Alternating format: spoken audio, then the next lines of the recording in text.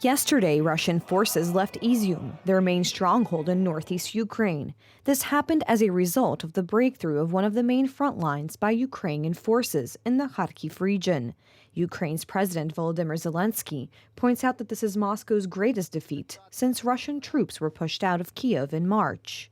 Our army's successes are evident in various places on the front lines. Since the beginning of September, the area of 2,000 square kilometers of our territory has been liberated. Currently, the Russian army is revealing the rear of its positions. I think the best maneuver for our enemies at the moment will be to run away.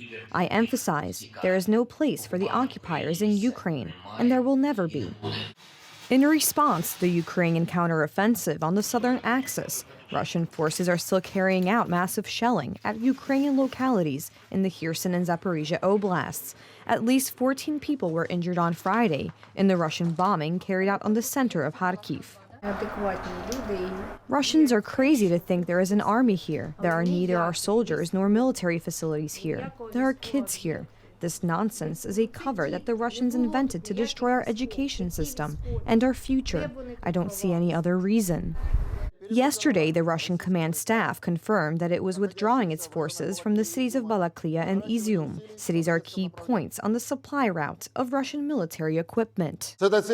We are currently carrying out a maneuver to transfer a group of troops from the Izium-Balaklia area to the territory of the Donetsk People's Republic. During this operation, we are carrying out a series of distractions from the real goals of our troops.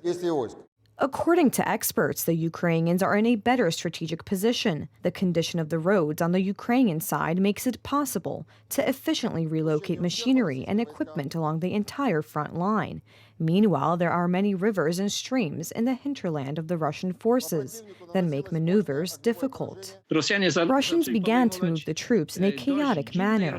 Many of them fell into traps, as a consequence of which there was a breakthrough to a depth of over 70 kilometers. Russian forces are strengthening the front positions in the Kherson Oblast, while Ukrainian forces are conducting position attacks and continuing the campaign to seize strategic points on lines occupied by Russian troops. I have the impression that the Russian side disregards the Ukrainian side.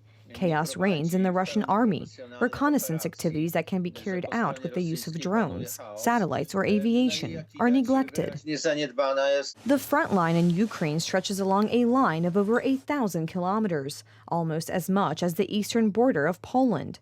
Maintaining constant military activity in such a vast area presents the Russian command with a huge strategic challenge.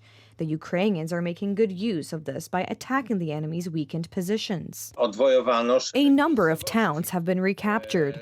Many large Russian units have been broken up. Some Russian units are in danger of finding themselves in a cauldron or surrounded, so it is clear that here the Ukrainian side made good use of the past months, prepared for the strike, and carried it out smoothly. The effects of the Ukrainian counteroffensive in military terminology can be described as a cascade collapse of the front line.